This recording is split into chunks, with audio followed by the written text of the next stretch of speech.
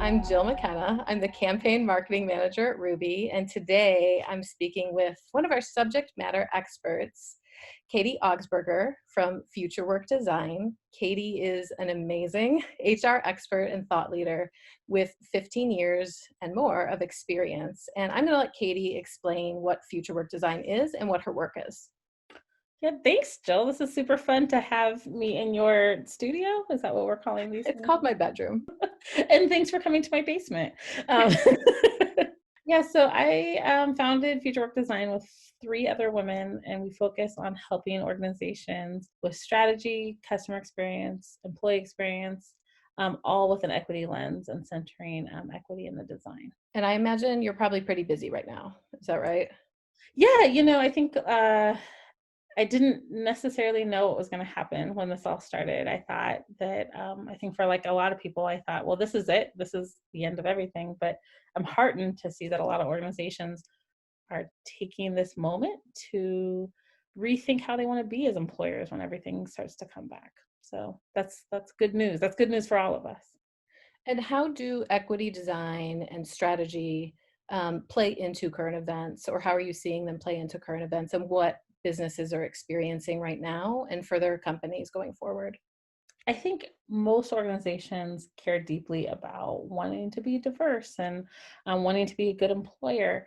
But I think this particular moment is highlighting that each of our employees have very different and vastly different experiences.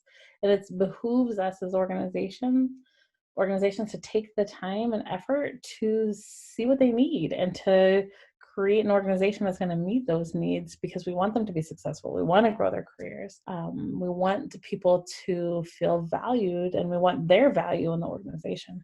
To me, what I'm seeing, of course, when crisis happens, there's a lot of bad things that are highlighted, but also a lot of amazing things about like how we want to show up for each other. And I think the thing that I'm seeing most is this is truly a humanity crisis, and it's bringing out our need for connection. And so people are doing deep work to make sure we're connected with each other. That makes sense. And we work a lot with small businesses, sole proprietors, a lot of folks in the home services industry, the legal industry, medical, all sorts of small businesses, from tattoo artists to orthodontia.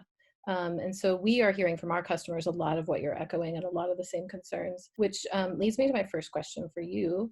And I'm going to read it so I get it right. In your work right now with so many companies, small and large, you've identified a fairly universal theme as being in different boats on the same water. Can you speak to managing individuals right now, managing to the individual, and keeping expectations real for both employees and customers? Yeah. So I will admit, someone way smarter than me came up with this analogy, which is, yeah, we are in the same ocean in very, very different boats, which means that this is an experience that's happening to everyone, but based on your identity, based on who is in your house, based on your role, you're experiencing this really different.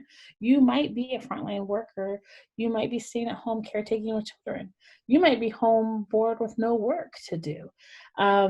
You may be caring for a sick loved one, or you yourself might be sick. And so each one of us is going through a very different experience right now. And what becomes really difficult is when we're managing an organization with so many different people experiencing this event so drastically different. And so it can be hard for an organization to feel like, how do I then create an experience that is equal for everybody? How, I want to be fair and I want to be equal to all my employees. And I'd like to give you permission to let that go right now. That this isn't a moment for equality. This is a moment for equity, meaning that, yeah, things are going to be unequal. There's going to be people who are going to need extra support, extra help right now. But that is what equitable means, which it means that we're going to make up that difference of all of the barriers that are in people's lives that can make it difficult. And we're going to do our best to remove those. And that might mean extra care, extra time off. It might mean extra support. It might mean we move some of the job functions around. But that's what is probably needed in your organization, because people have different needs right now. Is there a way that you're guiding leaders? I mean, what you said is like, it just strikes me because, of course, we give ourselves this space in this room in our communities. We see our family members who maybe need more. We see our neighbors who maybe need more, but we don't always give that to ourselves, and we don't always extend it to this expectation of ourselves and others within the business world, because business has been standardized for one way for so long. So is there a way that you're guiding leaders at all to give some of that grace to themselves and then extend it to their team members? Yeah. Well, I like to say never waste a crisis. So we have been pretty socialized that the way we do work is everybody gets the same thing. We don't want to set precedent. We don't want to give one person one thing and not the other. And that is probably a model that will not work in this new normal. And it's okay to start experimenting with, well, how can this look different? Maybe my work experience is going to have to be a few hours in the morning, a long break so I can caretake for children, and then a few hours at night. We're going to have to get pretty experimental, and we're also going to have to really divorce ourselves from how we used to do things, because that model isn't going to work for us anymore. And I think the feeling of tension that we're all kind of feeling is that sense of like, I really knew how to work well in this old world. I don't really know how to work well in this new world with all these rules that aren't formed yet. And what's beautiful about that, what's less scary, is we get to decide and make decisions about that. We're kind of our own pioneers right now, and we can decide how we want work to look. And that might look really, really different. It's just gonna, we have to experiment and be able to play in that. Yeah, and as in your work, are you seeing that starting to unfold and maybe solidify as this more, not having such a reactive stance, but a more responsive stance, and being more mutable to the changes? And I guess the other part of that is you can't look into a crystal ball, but how do you see that potentially shaping in the future, that mutability and being open to change and dealing with the team member in front of you? I think I am seeing organizations really quickly pivot to being adaptable. Organizations who have never changed before are like, well, I guess in 2 days we're all working from home. And even though they may have been trying to figure out work from home policies for years before then, right? So we're building that muscle really, really quickly.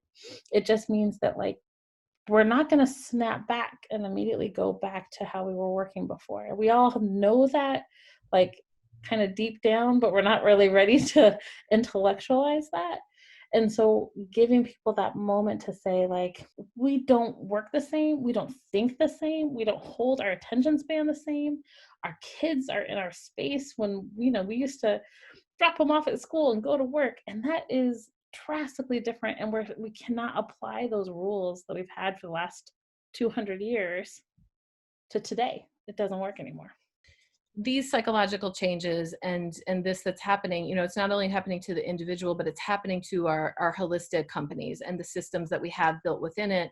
So how are those reverberations happening for the customer and on their end of experience? Yeah, I like to kind of reach back to that Maslow's hierarchy of needs, right? We are still, even though we like to like, I'm going to use this time to learn how to quilt, and I'm going to use this time to, like practice yoga. It's like we're still in safety and security. We're still trying to understand how we're going to keep ourselves safe, how we are going to keep our bills paid, how we're going to keep our families safe. And that's happening for our employees, that's happening for our customers.